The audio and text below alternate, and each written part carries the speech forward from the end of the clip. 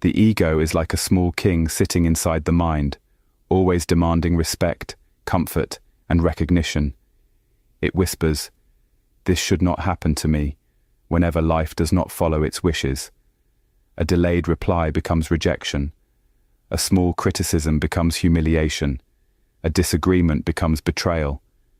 What is minor in reality becomes heavy in the heart because the ego adds a story to every event. It is not the event alone that hurts us, but the identity we attach to it. Imagine two people hearing the same harsh words. One shrugs and lets them pass like wind through trees. The other carries those words for days, replaying them with bitterness. Why the difference? The pain did not come from the sound of the words themselves, but from the ego that says, "How dare they speak to me that way?" When the self-image is fragile, every challenge feels like an attack.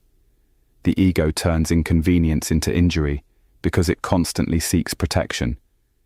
The ego is deeply invested in being right. It would rather preserve pride than preserve peace. In many arguments, the true conflict is not over facts, but over identity. One says, "You are wrong," and the ego hears, "You are less than me." So instead of listening, the mind prepares weapons. Instead of understanding, it seeks victory.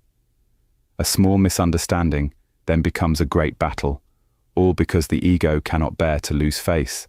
The ego also magnifies suffering through comparison. It looks at the success of others and interprets it as a threat.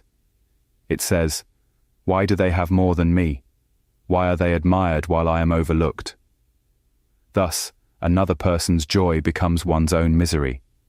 Envy is born not because something was taken from us, but because the ego cannot accept not being superior. In this way, the ego creates wounds where none were intended. Many people suffer not from what others do, but from what they imagine others think. A glance becomes judgment. Silence becomes rejection. A delayed invitation becomes exclusion. The ego fills empty spaces with fearful interpretation because it is obsessed with how it appears in the eyes of others. Yet much of this suffering is self-created, built from assumptions rather than reality. The ego writes painful stories and then believes them. Even in spiritual practice, the ego can disguise itself in holy clothing. It may think, "I am more disciplined than others. I understand deeper truths. I am progressing faster." Thus pride enters even the path meant to dissolve pride.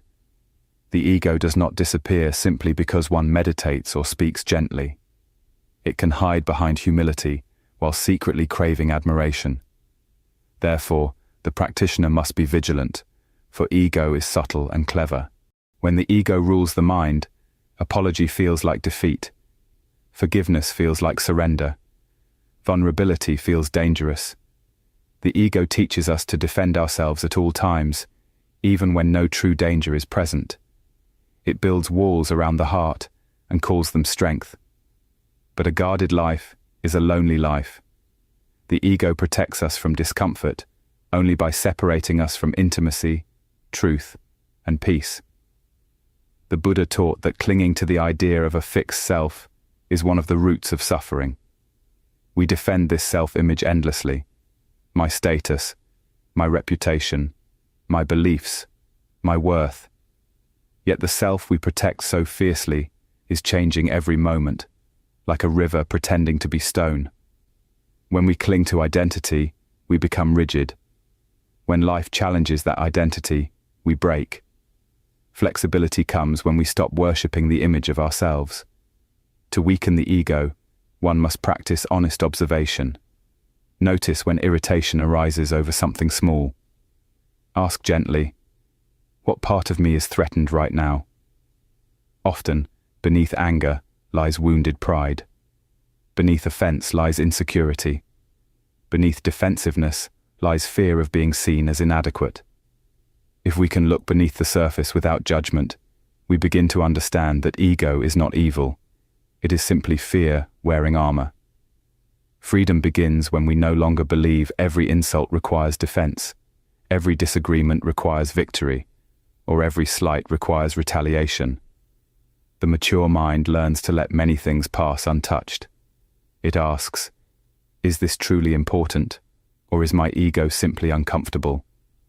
In this way, wisdom shrinks suffering by refusing to enlarge trivial matters. A peaceful person is not one who has no problems, but one whose ego no longer turns every small problem into great pain.